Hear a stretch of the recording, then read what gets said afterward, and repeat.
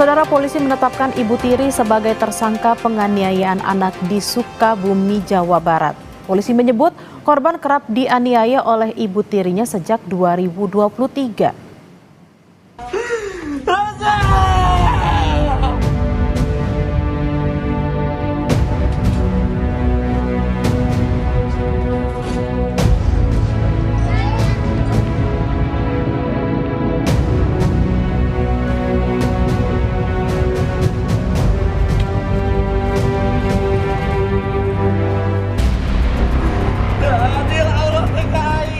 Kasus penganiayaan Ibu Tiri terhadap seorang anak hingga meninggal dunia memasuki babak baru. Polisi menetapkan sang Ibu Tiri sebagai tersangka penganiayaan.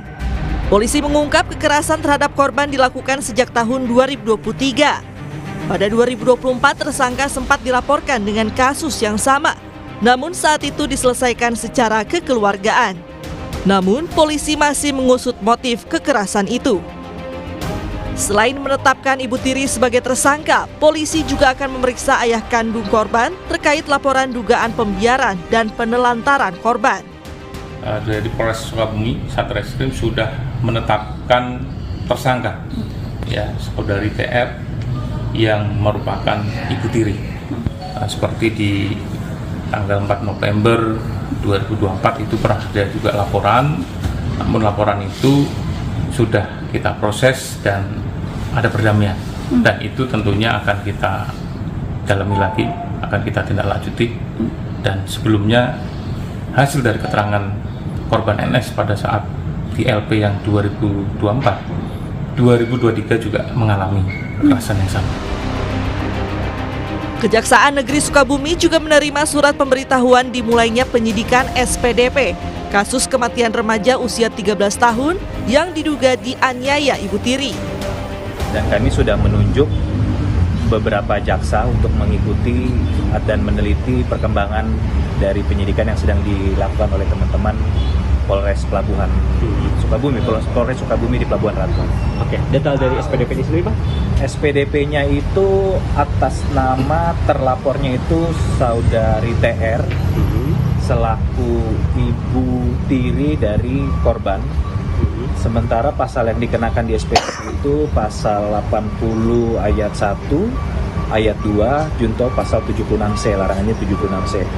Yang intinya itu melakukan kekerasan terhadap anak, yang ayat 1-nya itu luka biasa, yang ayat 2-nya itu luka berat.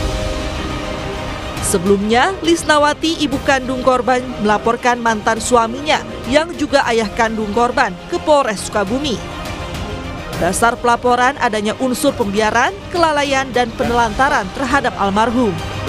Ibu kandung korban mengaku sudah 4 tahun tidak bertemu korban karena dihalang-halangi mantan suaminya. Komunikasi 4 tahun yang lalu nggak ada komunikasi sama sekali. Nggak sama komunikasi sama sekali. Alasannya apa katanya, Bu? Alasannya emang dibatas-batasi sama ayah. Namun, Amran, kakak TNI sang Ibu Tiri, menyangkal tudingan adanya penganiayaan terhadap korban. Menurut Amran, korban tak mungkin mau pulang ke rumah jika ibu tirinya kejam. Amran menyebut adiknya justru kerap memberikan perhatian layaknya ibu kandung kepada korban. Kalau seandainya emang nggak nyaman karena di sini istilahnya nggak nyaman karena ibu tirinya benar-benar kejam, ya pasti kan dia juga pergi dan nggak bakalan pulang ke sini. Kenapa? Karena logikanya anak itu udah 12 tahun gitu, bukan anak kecil lagi gitu. Sekarang menurut informasi itu adalah dari Polsek kemudian dibawa ke Polres. Sebelum meninggal, korban sempat menyebut dianiaya Ibu Tiri. Dari hasil pemeriksaan dokter, korban mengalami sejumlah luka di sekujur tubuh dan gangguan pola napas. Tim Liputan Kompas TV. Untuk membahas kasus ini, kita sudah terhubung dengan psikolog anak, remaja, dan keluarga Sani Budiantini Hermawan. Selamat siang, Mbak Sani, dengan Bella di studio.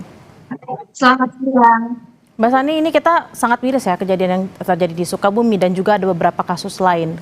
Keluarga yang harusnya jadi ruang aman malah jadi lingkaran terdekat yang punya potensi jadi pelaku kekerasan. Sebenarnya apa sih yang bisa melatar belakangi keluarga yang kemudian menjadi pelaku, Mbak Sani? Iya, dalam kesempatan ini juga saya sangat menghimbau pada semua orang tua bahwa kekerasan pada anak ini tidak dibenarkan dengan alasan apapun, ya. Anak adalah individu yang mestinya dilindungi, dibesarkan dengan kasih sayang, sehingga tidak bisa dijadikan menjadi objek kekerasan. Nah, inilah yang melatar belakangi kenapa orang tua atau di dalam rumah itu membuat anak menjadi target karena anak dirasa sebagai objek, bukan subjek.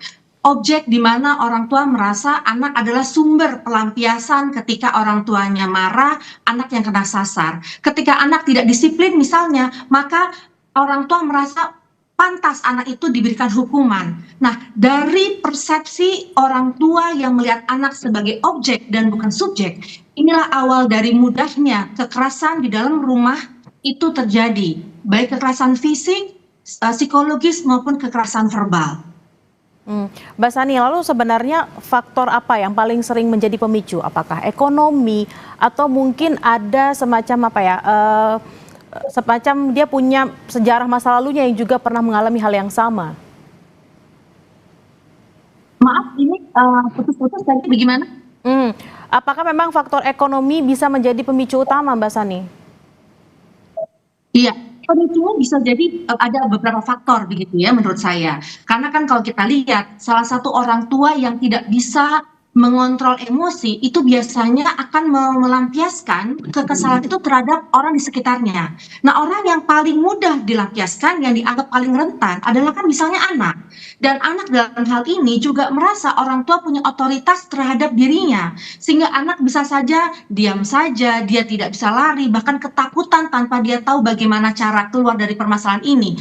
Dan orang tua yang kepribadiannya seperti ini sangat membahayakan anaknya atau anak sambungnya misalnya atau anak kecil di sekitarnya misalnya. Jadi ada multifaktor, salah satunya adalah ketidakmampuan kontrol emosi, juga ada kepribadian yang sifatnya sadistis. Memang suka menyakiti orang lain, seperti juga misalnya menyakiti binatang, tidak peduli dengan orang, tidak berempati, ya tadi bahkan senang kalau misalnya emosinya sudah tersalur dengan cara menyakiti orang lain.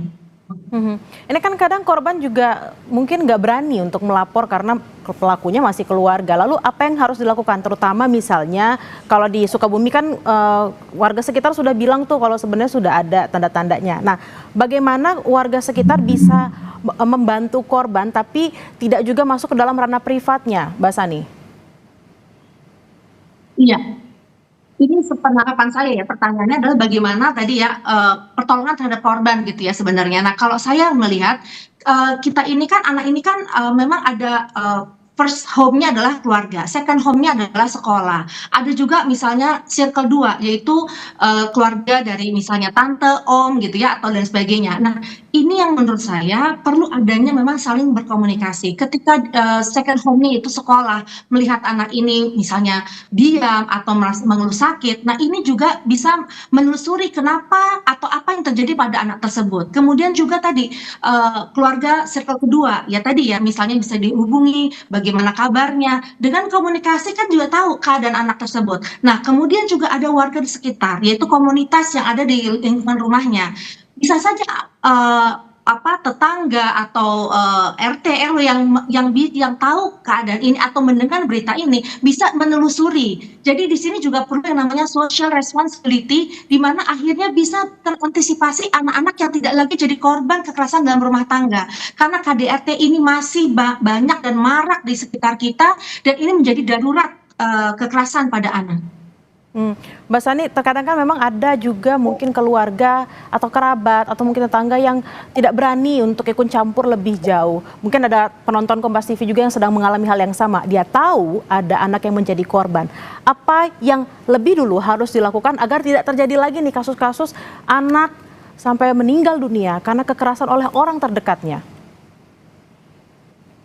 Ya, ini tadi ya, ini karena terputus tadi ya. Jadi intinya adalah kekerasan itu kan tidak bisa dibenarkan di sini. Nah, jadi ketika kita sebagai orang tua harus tahu sebagai peran orang tua itu seperti apa. Kita harus ada penjiwaan sebagai peran orang tua untuk mendidik anak kita dengan baik dan benar gitu ya, dan juga sesuai dengan koridornya. Nah, tadi warga atau sekitar itu bisa saja menjadi berbasis komunitas ya, untuk kita tingkatkan kemampuannya, atau berbasis komunitas kita bisa menjadikan warga itu menjadi juga penjaga anak di sekitar kita begitu. Jadi ketika tetangga atau misalnya tadi ada rukun keluarga misalnya mengetahui ada sesuatu, itu bisa dilaporkan. Nah, dengan demikian itu tidak akan terjadi luka yang terjadi pada anak. Luka itu bisa dua, luka batin dan luka fisik. Nah, ketika ada luka fisik, maka nyawa pun bisa terenggut di situ, karena kita tidak tahu batasan kesadisan perilaku dari orang dewasa itu sebatas mana. Karena ketika anak tidak ada perlindungan, tahu anak ini tidak melawan, tahu anak ini cuma sebatang kara, artinya tidak ada orang yang mengetahui keadaannya, maka kesadisan perilaku itu menjadi unlimited. Dia tidak tahu bagaimana menyetopnya, karena merasa ketika objek anak sebagai objek itu terlampiaskan emosinya, dia puas. Nah, ini yang akhirnya menjadi tidak terbatas dan bisa merenggut nyawa seseorang. Itu tadi yang paling penting adalah awareness atau kesadaran bahwa kalau misalnya memang ada permasalahan secara psikologis, segera menghubungi orang terdekat. Kalau keluarga atau kerabat atau mungkin tetangga penonton Kompas TV merasa ada yang salah dengan anak tetangganya atau kerabatnya, segera melapor, karena dari laporan itulah kita bisa mencegah agar kejadian seperti ini tidak terjadi kembali. Terima kasih atas diskusinya di siang hari ini, Sandi Budiantini Hermawan, psikolog anak, remaja dan keluarga. Selamat beraktivitas kembali.